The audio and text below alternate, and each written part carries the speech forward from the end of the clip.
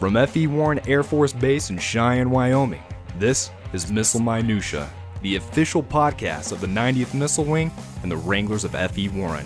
Here are your hosts. Hello again, and welcome back to the podcast. This is the 90th Missile Wing's official podcast, Missile Minutiae. As always, my name is Glenn Robertson from the Public Affairs Office, and with me, as usual, is Tech Sergeant Tyler Placey. How you doing? Yeah, Glenn, I'm Tyler Placey. You are Tyler Placey. It is nice to be here. Today we've got a very special guest, Chief Raymond Bradley, the Security Forces Group Superintendent. And thank you for being here today, Chief. Thanks a lot, man. I'm really excited to do this. I appreciate you guys giving me the opportunity to come on and talk with you guys. I'm looking forward to this. No, it's our pleasure. So, pleasantries first. How you doing today? How's everything going? Getting to that big day. You know what? My retirement ceremony is September 18th, and I'm really looking forward to September 19th, to be honest with you. You don't say. Yeah, the missus and I, we're excited. We get to see a lot of friends and family and stuff like that coming in. But, it's stressful getting everything prepared, making sure that you got places for folks to stay. You got all the things set up for the retirement ceremony and everything like that. So it's a little bit stressful, I'm not going to lie. But I'm excited for it. I'm also a little on the, there's been multiple times that I'll start sitting there and reflecting on what's gone on in my career and the people in my career. Sure. And if I don't end up in tears today, I'll be shocked, to be honest with you, as we talk about some of this stuff, because I'm going to miss the people, especially whenever I'm done with this. Sure. Absolutely. So let's get those tears started. So when did you join the Air Force? So I joined the Air Force. I entered basic training on 8 June 1993. So by the time I'm done, my actual official retirement date will be the 31st of December of this year. Well, I have 27 years and like 23 days or something, or 6 months and 23 days or something along those lines.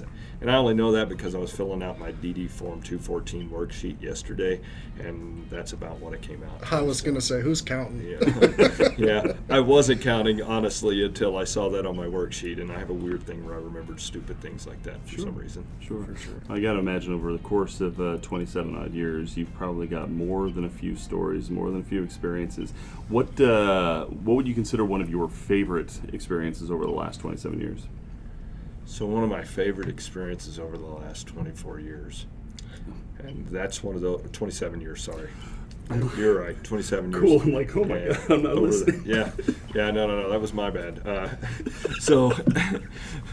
And don't worry about editing that out, it's good. Perfect. People need to know I screw up all the time. So over the last 27 years, I would say some of the cool things that I've been able to do. The Air Force has afforded me some great opportunities, from the 20-something different countries in Europe that I've been to, the fact that I've been able to go to the Jordan River where Jesus was baptized. I've seen Petra. I've seen lots of really, really awesome things, from the Berlin Wall to the French Riviera to all over Europe, going to the different festivals. And, one of the things that I talk to folks about on a regular basis is, don't judge the Air Force, no matter whether you love it at F.E. Warren or not, by F.E. Warren Air Force Base. Go someplace and find something different, and do something. And I encourage them to go overseas, because one of the things that I love about the overseas environment is, like, if you're in Germany, for instance, there's a festival every weekend that revolves around, carnivals, charred flesh or meat on a grill, and, probably some sort of, alcohol beverage if that's your thing. Not condoning alcohol necessarily, but if that's your thing, there is some sort of alcohol beverage that you can partake in, whether it's their wines or their beers or whatever else like that. So just awesome experiences, and when you think about Europe, just about every little town that you go to, there's a church that's older than the United States of America that you can go and visit. So there's some pretty cool stuff to go and see. So I would encourage anybody to do what I had the opportunity of, 20-something countries, multiple deployments. I got to see some pretty cool stuff. So I would encourage anybody to get out and do some of that stuff. It's, those are highlights of my career. And the great thing is that I've been able to do that with my family for the most part, other than the deployment stuff, and we still did a pretty good job of keeping in touch even on the deployments. That's awesome. So how, you mentioned you did this all with your family. how did you find that work-life balance to make sure that you made it to this retirement day that's coming up? I'll be honest, at first I sucked at it. When I was a young trooper especially, I was not good at it. There were plenty of times that, as a young senior airman staff sergeant, that I felt that if I was not there till 7, 8, 9 o'clock at night, and some of my leadership was there, and it was kind of the way that we were as an Air Force at that time, was that I wasn't doing enough. And I mean, there were probably times, honestly, that I could have left 2 hours earlier than I did, but I didn't want to, let down my leadership and everything like that, because I was trying to be a successful airman. And we have airmen like that today that do some of the exact same things. But as I got older, sometime probably in that staff to tech range, I started, really focusing on, when it was quitting time, to leave, and I did that because by that point I was a leader, and I didn't want my airmen to sit there and think that they had to be there until I was done with work or whatever like that. I mean, it doesn't mean I didn't come in on days off from time to time, but I really focused on what I could do to make sure that I left and set that good example for my airmen.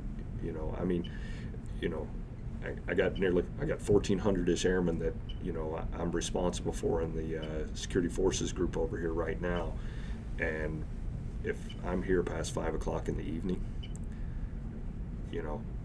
that's unusual for me, because I want them to understand that it's okay to go home and spend time with your family. So I try and leave work. My goal is to leave work by no later than 5:30 every day. I don't always make that, but for the most part, I do make it out by no later than 5:30 every day.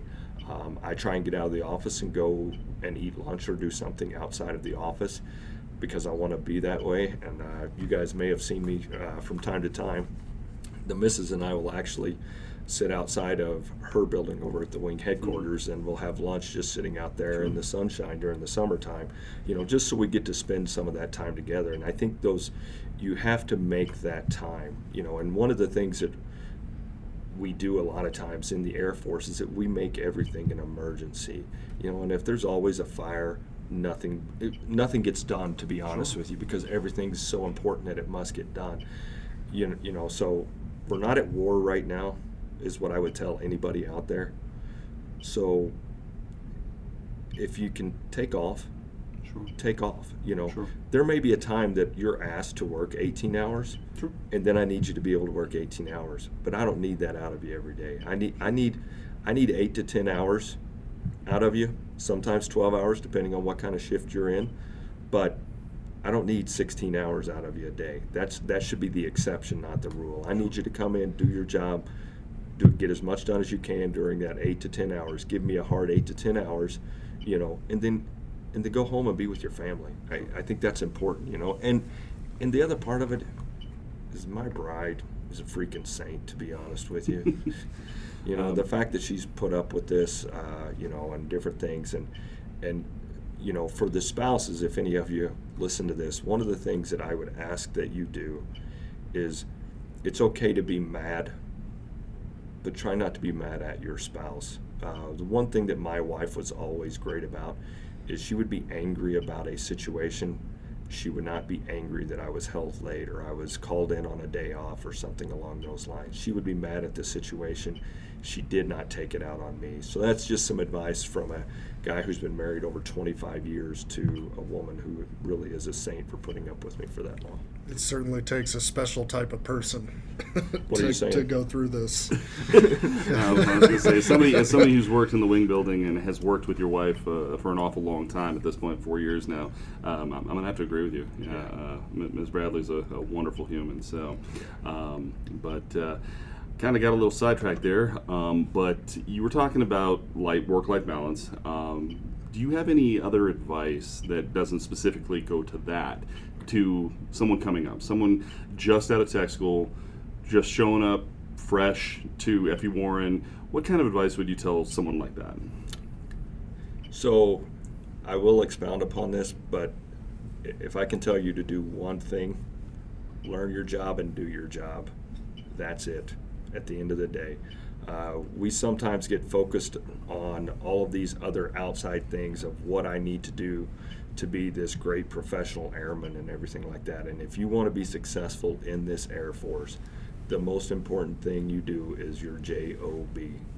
Do your job, all right? And focus on that. We have airmen, and God love you, but when you're focused so much on how do I get senior airmen below the zone or something along those lines, are you really focusing completely on doing your job?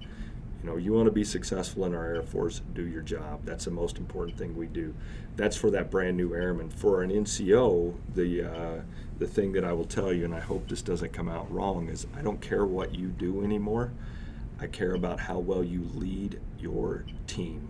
I think that's the most important thing that you do.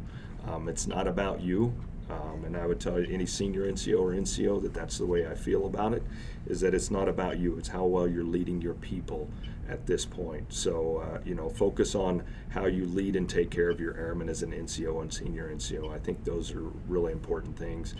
And I'm a believer that if you do those things, the rest of the stuff will take care of itself, And a lot of people get focused on volunteering and education. And I'll tell you, I'm a believer in both of those things.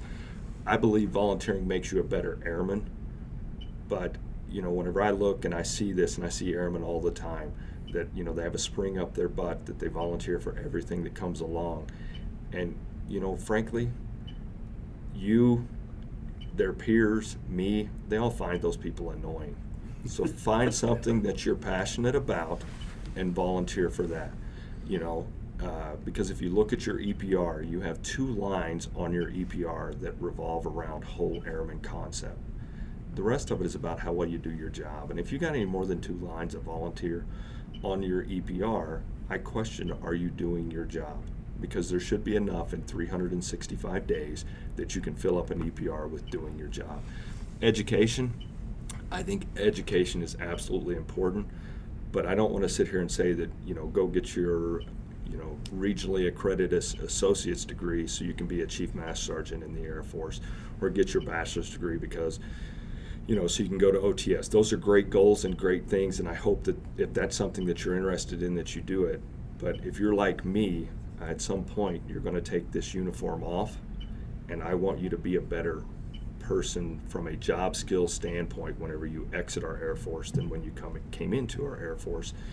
And they got great programs over at our education center. If you just, that AU to BC program that they have, I mean, when you're talking, if you really put your heart into it, you could be done with your bachelor's degree in 3.5 years as a full-time active duty airman if you just want to do it. So that's my advice between CLEPs and stuff like that. So the JOB is the most important thing.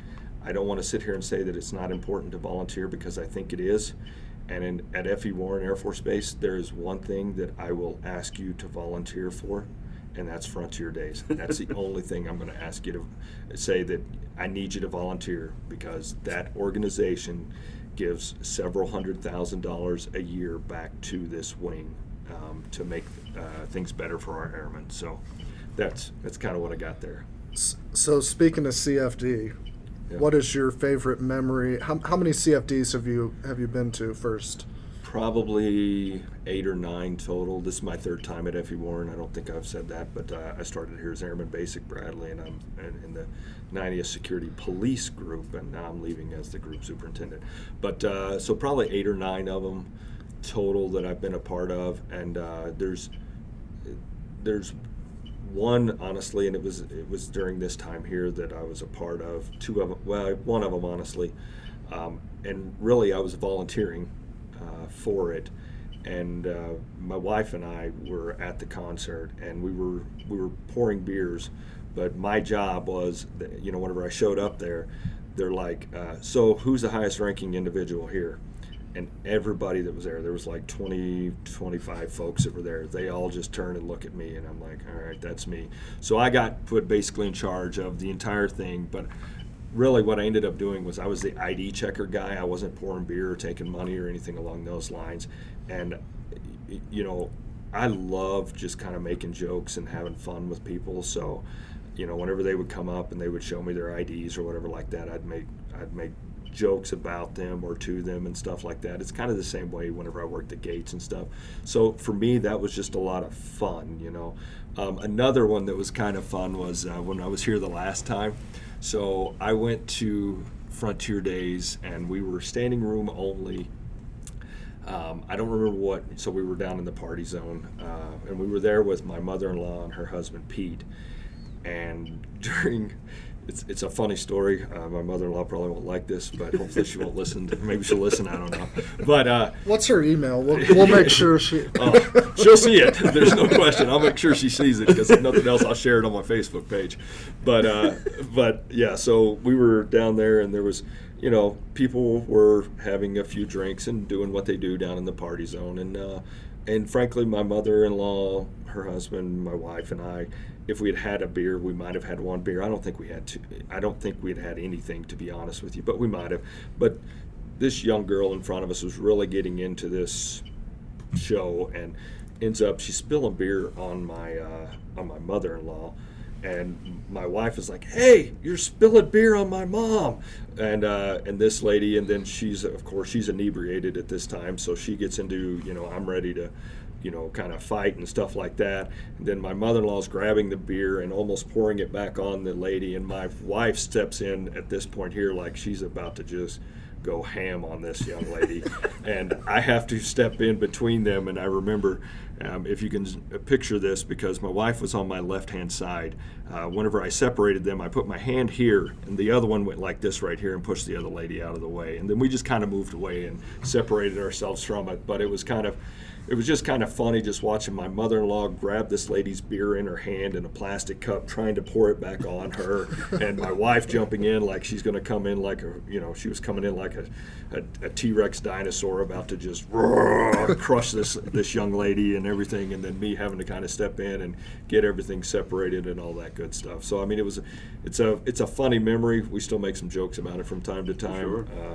You know, because my mother-in-law is honestly a very conservative type person, that this isn't in her behavior to behave that way, but it was just one of those situations. She was getting poured on, she was getting mad, this lady wasn't paying attention, so it was a funny story. So I imagine there's probably more than a few types of those stories from CFD, you know. Yeah. Thankfully, that's my only one. That's good. That's awesome. You know, and you know, all in all, I mean, from the 4 years I've been here and the stories that I've heard, as far as people's experiences, it isn't a common thing, particularly not for airmen. So that's always a nice thing when we're, you know, having those positive experiences, you know, out in town. But talking about some of, you know, going back to airmen and that kind of thing. What would you say about the importance of mentorship and being there for people in, you know, that you're leading or you're supervising? I think it's huge, and one of the things from that standpoint is, you know, being available to your airmen. And as you go up in rank, one of the unfortunate things that happens is that, you know, by design, I'm not as able to be out there day to day with the airmen as I was, you know, whenever I was a staff or tech sergeant along those lines. And that's because, well, they have staffs and techs and masters and seniors, and even now they have other chiefs in their units, you know, that are responsible for their airmen. So I think it's vitally important. And one of the things that I love doing is, you know, as I try and get out and do a lot of informal kind of mentorship where I'm just one-on-one with airmen and showing, and I believe the care factor is a huge piece of what it has to be with our airmen. And whenever you're out, like, talking to them on the gates, and this is one of the things that's, you know, I love working the gates with our airmen because I learn so much, you know, what they need and what I can do for them, and just, you know, if nothing else, they pretend to listen to me whenever I'm talking to them like I'm some wise old man or whatever like that. And the only thing that's true in any of that is I'm an old man.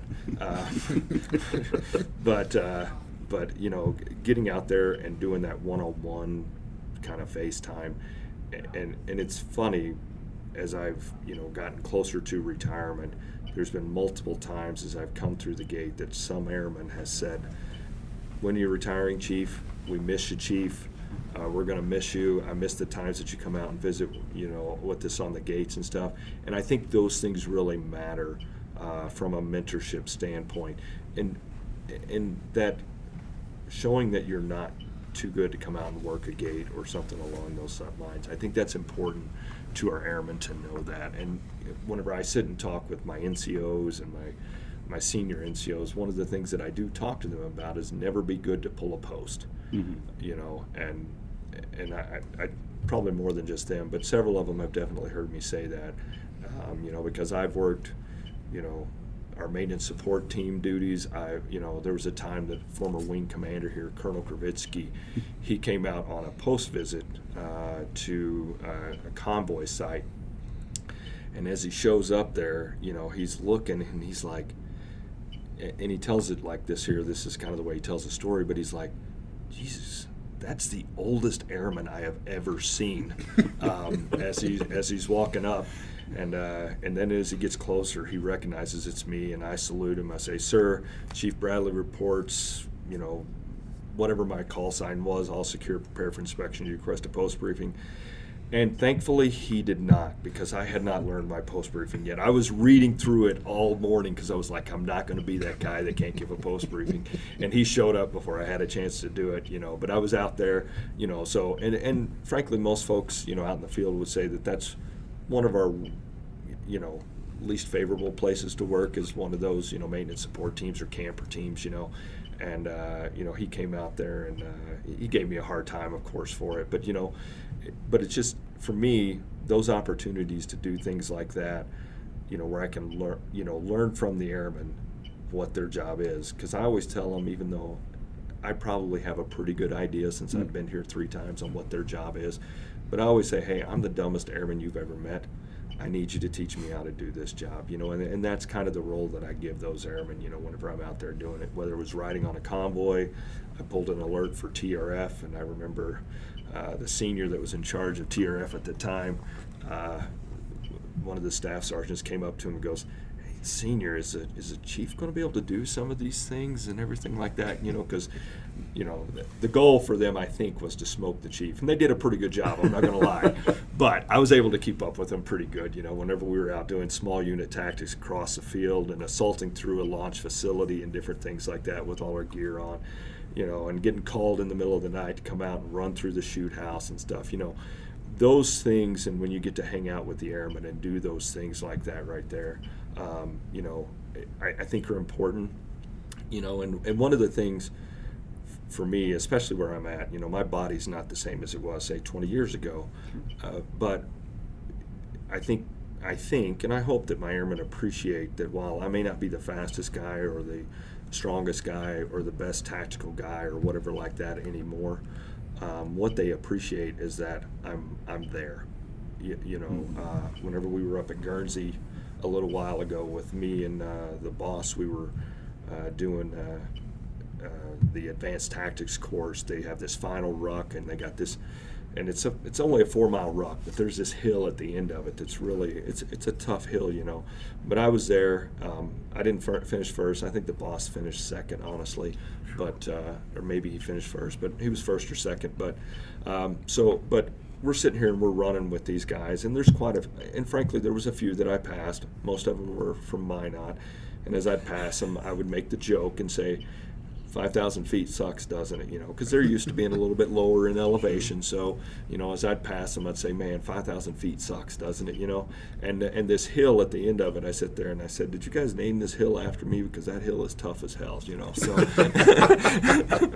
So, so yeah, so I would have some fun with that kind of stuff, you know, and that's the other piece of it that I probably wasn't as good when I was younger.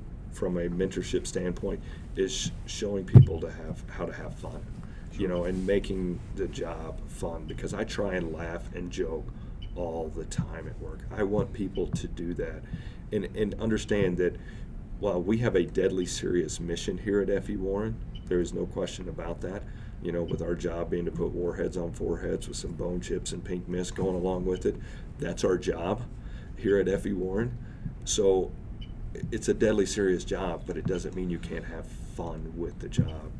So I like to have fun with everything that I do. I get irritated when I'm not having fun. So I enjoy the fun part, the laughing and joking, and being silly from time to time. You guys you guys have seen my stupid videos that I have done on Facebook whenever we had those competitions where I whether it was doing push-ups or the American twist. American twist and burpees were the two things that we did, and I like to have fun. It's friendly competition, and so sometimes you hit it and you did really well, because I know some of those videos that I did, I remember I watched them over again because I thought they were funny, because I had fun with it, Sure. They helped us get to over 30,000 burpees in 24 hours throughout Global Strike, which is pretty incredible if you're asking me. Yeah, no, especially because at the end of the day, I hate burpees. And I know burpees hate me too, because I've seen the boss's shirt, but I absolutely hate burpees. So burpees hate everybody. Yeah, Chief. for sure. I don't think that's something. They're aptly named for sure, because they get you to that point. Yes, absolutely. Now, I wanted to ask you, Chief, is there a specific, and it doesn't necessarily have to be specific, is there a time, an experience, or a mentor in your 27-year career that kind of made the light bulb click on? Like, this is it. That's a pretty good question. There's several people throughout my career that have been just awesome folks that have motivated me and pushed me in different directions. So to sit here and just say one, and I will miss some as we talk through some of these names and everything like that, but there's been several folks that have been that kind of person for me. There's growing up as a young airman, and I was thinking about this dude. I was looking at some old EPRs, and there was this young buck sergeant whenever I was a brand new airman. Unfortunately, in my opinion, the Air Force got it wrong, because I think Scott Schachter would have been a great NCO to continue on in our Air Force career. And he, the thing that he did was he took care of me. He showed that he cared. He did a little bit of training and stuff like that with me. And my first supervisor, Scott was my second supervisor. My first supervisor set me up for failure. He was an awful supervisor. But Scott came in, and Scott was not necessarily the best supervisor I ever had, but he was a really good supervisor because he was good at his job and he cared to make sure that I was successful. So Scott was a good dude. And then, I worked for a bunch of different folks throughout time, and there's this guy, and I don't want to say that Dean McLeod, Master Sergeant Dean McLeod, retired, was a mentor type, but that dude he had a unique ability. If you were good at your job, if you screwed up, there was no doubt you knew that you screwed up, but he had the ability to forget, and that's one of the things that he taught me. And I loved working for that dude. He is one of the meanest sons of a guns I have ever met in my career, but I loved working for that dude because if you were right, and I'll tell you a quick story about Sergeant McLeod here in a second, but if you were right, he had your back every time. And kind of one time with Sergeant McLeod was so we had let this this pilot at RAF Lakenheath was trying to get through. They had an alert mission and stuff like that they had to go and do. Well, he didn't have his line badge or something along those lines, so we were doing a verification check on this guy. Well, he just decided to ignore us at the EC and entry control point, and run into the restricted area to get to his plane and everything like that, which ended up, I was on the response team. We went, jacked up, said pilot, and the next day, because this was some classified mission or something along those lines.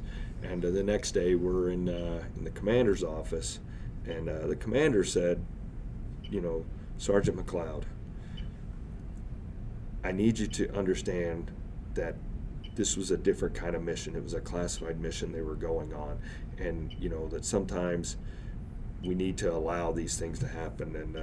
And the commander then said, "Do you understand what I'm saying, Sergeant McLeod?" Sergeant McLeod looked at him and said, "Yes, sir, I do, but you're beep wrong, sir." So that was the kind of guy that he was to work for. When you were right and you were doing what you were supposed to do, that dude, he took care of you, and the rest of that conversation didn't go so well. You don't say. But that was the kind of guy he was to work for, and then and then there's guys like Frank Fuel and Fitzgerald Hintz. Frank Fuel's a retired chief, but when I worked for him, he was my operations superintendent, and he was another one of those guys that he took care of you if you were right. One of the smartest nuclear guys I've ever met, in period. And when he was my operations superintendent, I loved working for him. And I remember a time I got called into the principal's office, and we had let some people, and at the end of the day, they were authorized to be where we were letting them to be at, but we hadn't delivered entry authority list out yet. And senior at the time, Fuel, calls me in, and I have somebody with me that's training, and he's for an area supervisor position, and he goes, "Ray,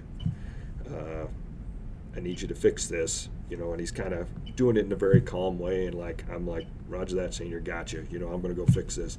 And whenever I left, the staff sergeant that was with me at the time that I was training, he goes, "Am I going to get called into Senior Fuel's office like that, like you just did?"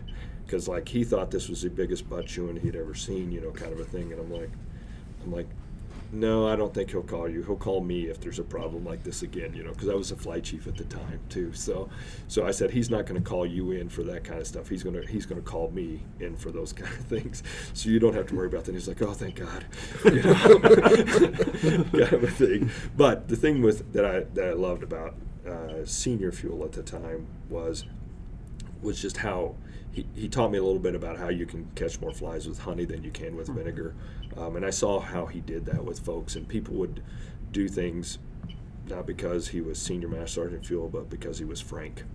And he would, whenever he called people up, he never used that rank thing as a guide. He used, being kind to people and talking to them in a decent way. And unfairly, I have judged every Senior Master Sergeant that I ever worked for to Frank Fuel, because that was the gold standard that I expected all Senior Master Sergeants to be. And when you do that, sometimes you end up being let down, frankly. You do, and it wasn't fair to some of those other seniors because they were really good.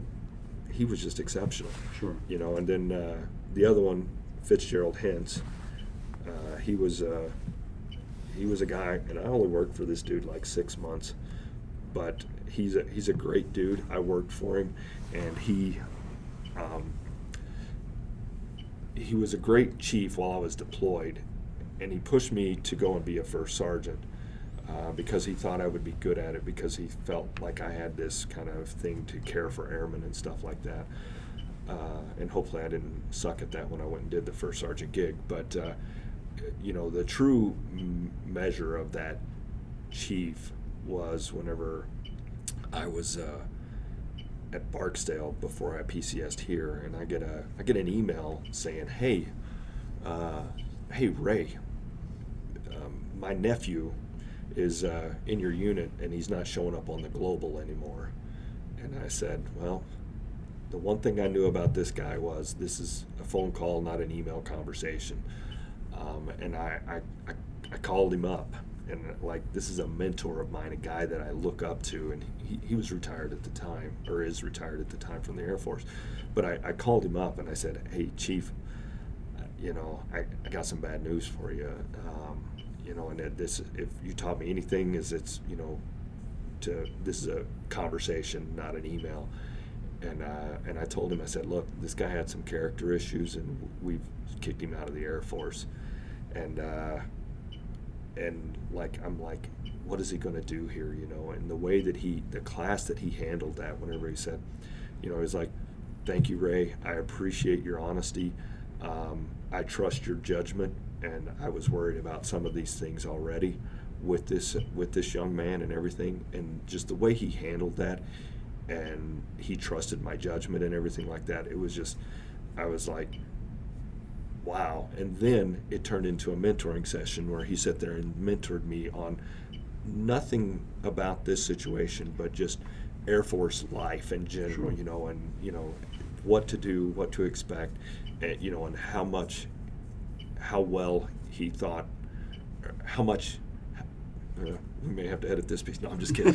Just leave it in there. It's good. But it was, you know, it was just how he, what he thought of me and what he thought of my capabilities, you know, and as far as going forward in the Air Force were, you know, and it was really, really cool to see that.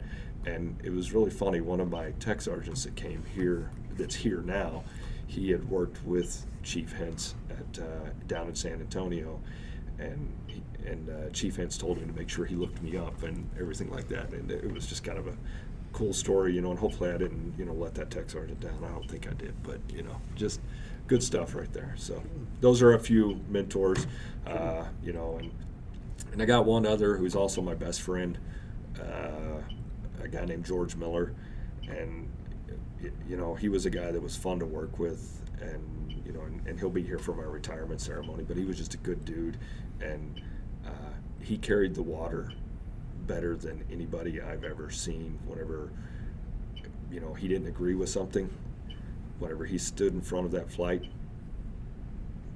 they thought it was his message, and sometimes, you know, they didn't like him for some of those things, but he was very good at making sure that, you know, if it wasn't illegal, immoral, or unethical, he carried the water for his boss, you know. So he was just a good dude, and he was another one also that would fight for your airmen. There's no question.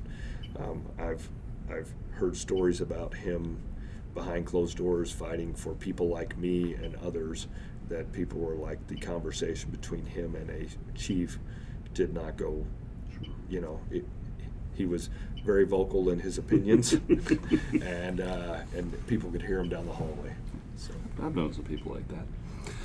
Yeah, it happens. So going back over the course of all, you know, you kind of hit on some of them, I think, but if there was to be one most rewarding experience, and that I'm sure with the career you've had, that might be hard to pin down, but if you were to try and guess or figure out one of those, what do you think the most rewarding experience of your career would be? So there was a time in Italy, and I'll talk a little bit about this in my retirement speech in a few weeks. I was a flight chief, and a lot of the folks from that flight are going to be here.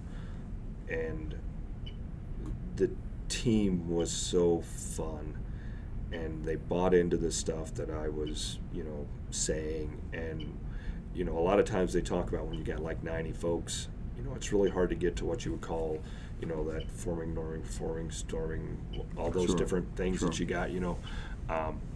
You know, you can get to like a norming stage, but, you know, to really get to that performing stage with that big of a team was really tough. And I feel like we got to that stage, you know. We were probably hated by the other 3 flights in the squadron, but, you know, whenever you're very successful, you know, sometimes you're hated because you're good. Haters gonna hate. Yeah, you know? exactly. So for me, that team was so much fun to work with. That's a huge highlight of my career. Just, you know, like, we had a flight of the quarter program and a flight of the year program, and the flight of the year was, frankly, it was a no-brainer because we won 3 out of the 4 quarters for flight of the year. So, I mean, we were just clicking on all cylinders. You know, I had a great group of NCOs, a great group of airmen that worked for me, and they all bought in, you know, and they've all, like so many of them that, you know, I still keep in touch with, have went on to be incredibly successful. And it's, you know, it's funny, not too long ago, I was over about a year ago, I guess, I was in Nebraska, and I was having dinner with one of those said airmen who's out of the Air Force and doing some great things. And as I'm sitting there talking to him, you know, he sits there and goes, "We all sit here and talk about how you kind of defined us into the successful people that we've been, so they blame me for their successes, which is really stupid to do, to be honest, because all I was just mean to them, frankly, and they bought into it, and they were going to be successful because they were just such a talented group of people, and who worked hard, and that old thing of talent alone doesn't do it, talent and work ethic, and they had the work ethic. They believed in what myself and George Miller and Jared Higdon and some other folks and Josh Belk and Chris Hill, they believed in us as a leadership team, and it was just like coming to work was fun every day as a flight chief, and it was very rewarding. The other one was that I would talk about was I've had some good triads. The boss I work for right now, Colonel Schlussel, he's phenomenal. The guy who's doing my retirement ceremony, I had a great relationship with him as a commander, but the triad was good in all of those, and by triad I mean commander, chief, and first sergeant. But I've had two triads that were just phenomenal teams as a triad, and I talk about the one that I had when I was a first sergeant in Germany, and a lieutenant colonel now, Michael Thompson, a Chief Master Sgt. Woody Neiman, and myself. We came to work, we took care of business, we had fun every day. It was a lot, like we laughed a lot, but we were really, really good, and the team, it was just, we were in sync with everything, and it was such a good feeling to have that. And then the other one was whenever I was here in 790 before I moved up to the group, and I had Rick Barecki as my first sergeant and Colonel Jodlowski as my commander, and the three of us, we really gelled as a team, and it was another one that was just fun to come to work. And and I've had great first sergeants, and I've had great commanders, and I've had great chiefs, but there's only been a couple of times where I have gotten all three of us where it was just like we were all working together, and those times have just been a lot of fun to be able to work with people, because when you work with folks like that, coming to work is fun every day. Sure. I think you're talking about Sergeant Barecki.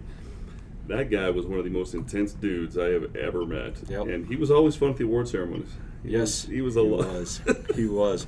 Could you imagine him and Colonel Schlussel together now as a team? No, I can't. I would go deaf, because it always seems that when I'm at one of these award ceremonies, they're directly behind me and they're blowing their whistles and screaming, Yes. or whatever the case may be. So, I'd like to keep my hearing, that would be nice, but... It would be a lot of fun, though. Oh, yes, it would. It would absolutely would. And I was going to say, I actually had a lot of fond memories of Barecki. He was a really good guy.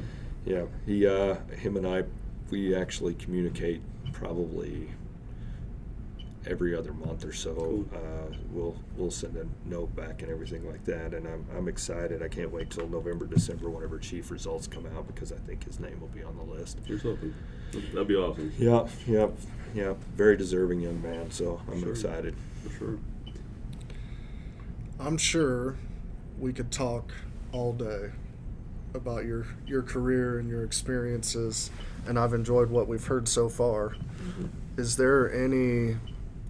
Are there any final words that you would want to give an airman that wants to make it to retirement, that wants to make it to chief?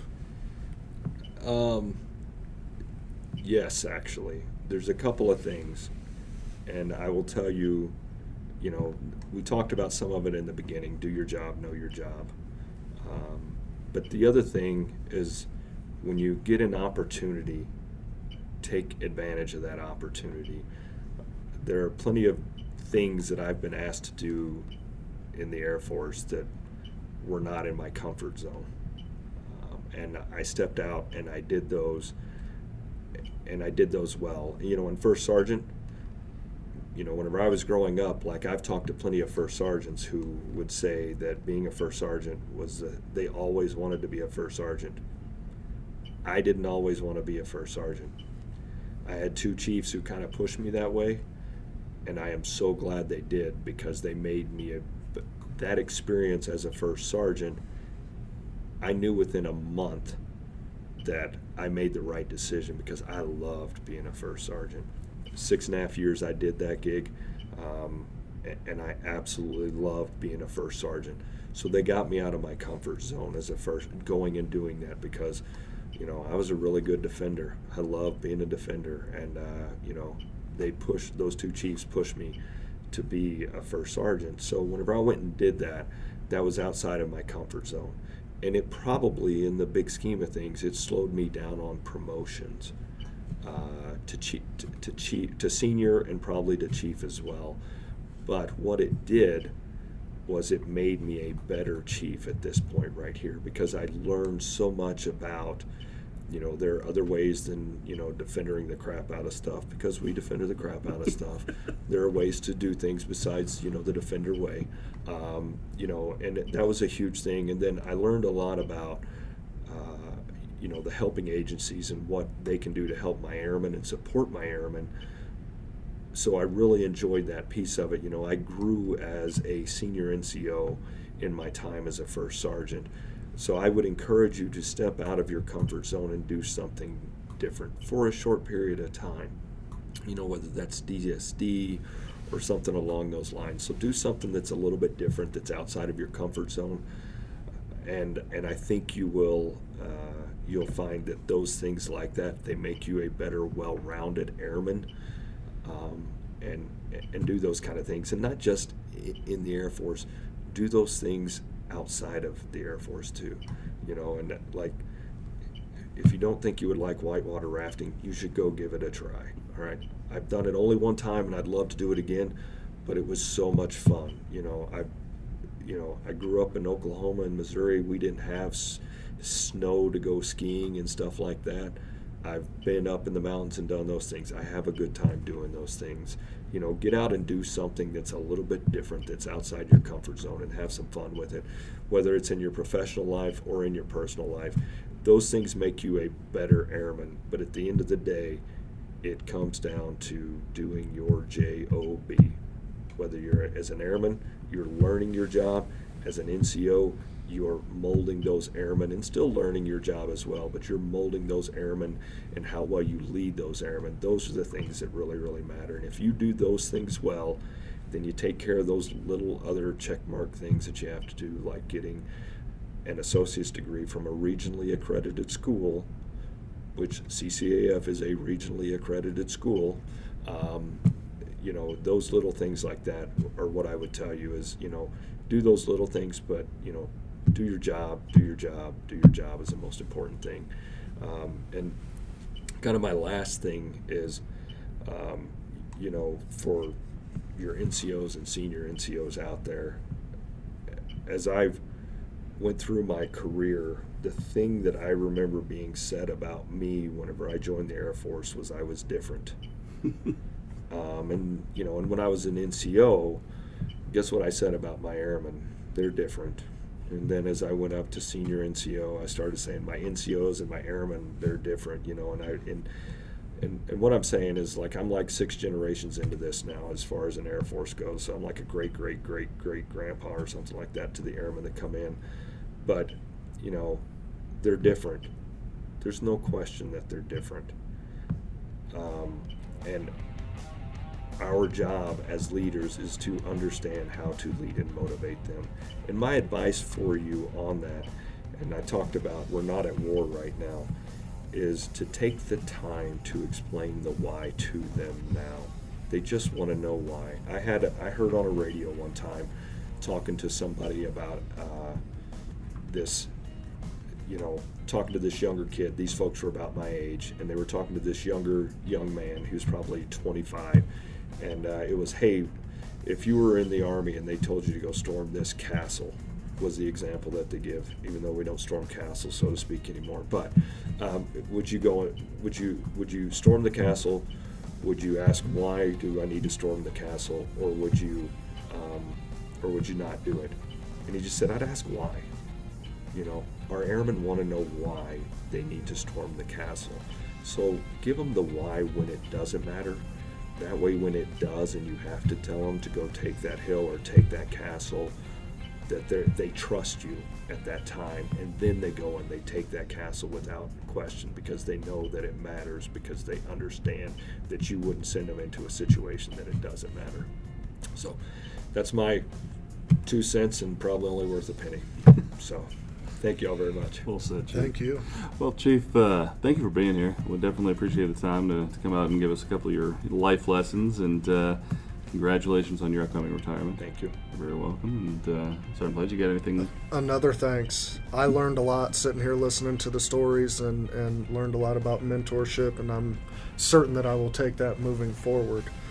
But looking forward to next week, we're going to have the ADC, am I correct? That is correct, if everything goes according to plan. They do have busy schedules and court cases and all that other fun stuff. Unfortunately. So, yeah, unfortunately indeed. So we will see if that one plays out the way it should, and hopefully that will be the next issue or the next episode of the podcast.